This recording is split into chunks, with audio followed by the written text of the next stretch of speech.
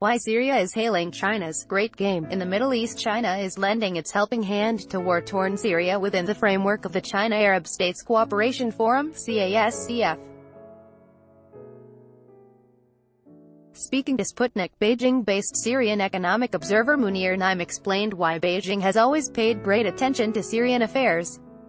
Syria is hailing China's efforts to ensure security and improve the economic climate in the Middle East, according to Beijing-based Syrian economic observer and analyst specializing in Chinese affairs Munir Naim.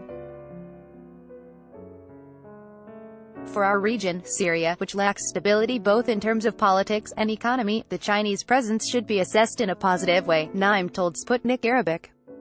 Beijing is interested in stabilizing our region, and it will build strategic economic relations. The analyst pointed out that China has always given special emphasis to Syria due to the country's important geopolitical location in the region. According to Naim, Beijing regards the legitimate Syrian government as a reliable and long-term partner. For his part, Professor Vladimir Kolotov, director of the Ho Chi Minh Institute of St. Petersburg National University, believes that China has begun a great game in the Middle East. Beijing proposes joining to its Great Belt and Road project, Kolotov said. The Arab world was offered a choice, to continue to fight and collapse, which the U.S. is pushing for, or to take the path of participation in international projects that will ensure development and growth. The professor underscored that the Chinese economy remains one of the largest in the world.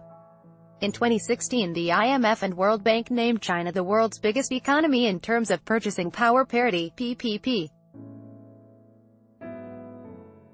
In 2017, the People's Republic of China was ranked the second global economy in terms of GDP. Therefore, a big economic war has erupted between China and America, Kolotov opined. Beijing understands that its competitors will throw a wrench into its works, thus it has taken preventive measures to protect its interests. It is looking for allies and is ready to pay them. To accomplish this task, various proposals and projects are being put forward for establishing cooperation and strategic relations. The Russian academic pointed out that the most of the oil produced in the Middle East goes to East Asia, therefore, China needs stability in this region and will work on it, he explained. On July 10, the China-Arab States Cooperation Forum, CASCF, kicked off in Beijing. Representatives of 21 Arab states, as well as the Secretary-General of the League of Arab States, LAS, Ahmed Abu El-Ghait, took part in the event. One of the major tasks of this event is to bolster interregional trade and economic cooperation within the framework of the Chinese government initiative One Belt, One Road.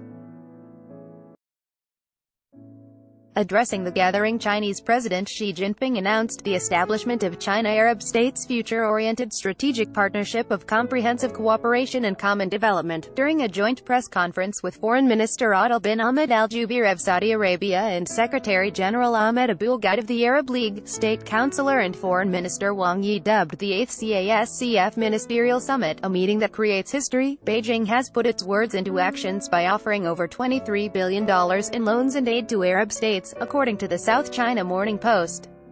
Additionally, China has promised Syria, Jordan and Yemen $90.5 million in humanitarian aid. Speaking to Sputnik China on July 12, Wang Jimin, director of the Center for Globalization and Modernization at China's Institute of Foreign Economy and Trade, stressed that Beijing is determined to bolster Sino-Arab economic cooperation within the framework of the Belt and Road Initiative.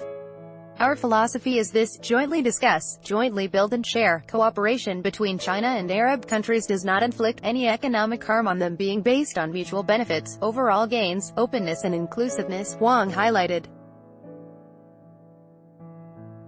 The views of the contributors do not necessarily reflect those of Sputnik.